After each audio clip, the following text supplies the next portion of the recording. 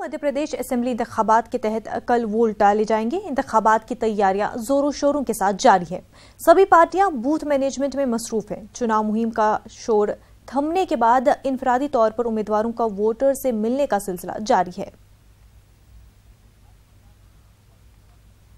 भोपाल से हमारे नुमाइंदे मेहताब आलम इस वक्त हमारे साथ जुड़ चुके हैं। मेहताब, कल मध्य प्रदेश में असेंबली इंतखाबात होने हैं, ऐसे में कैसा जोश और खरोश मध्य प्रदेश में देखने को मिल रहा है? मुनज़्ज़ा सियासी पार्टियों का शोर थम हो गया। अब इस वक्त इनफरादी तौर पर पॉलिटिकल पार्टीज के जो लोग हैं वो मिल रहे हैं। जी।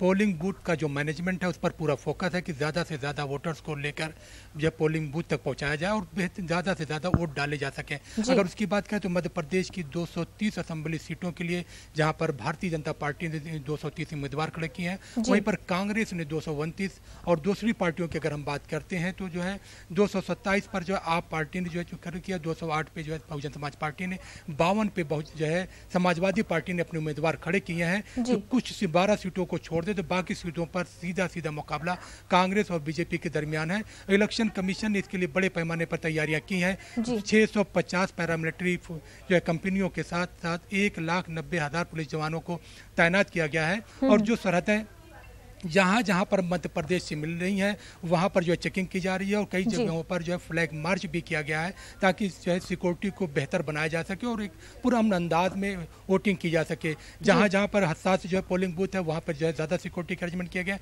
अगर हम चंबल इलाके की बात करें, भुंड की बात करें, मुरैना की बात करें या फिर नक्सल के एरिया जहाँ पर हैं वहाँ पर उसको बढ़ाया गया ताकि लोग बेखौफ होकर अपने घरों से निकले और पुरअमन माहौल में अपनी पसंद के वोटर को वोट दे सके और एक बेहतर जो है गवर्नमेंट की तश्कील हो सके। जी बिल्कुल मेहताब, बहुत बहुत शुक्रिया आपका तफसीलात फराहम करने के लिए।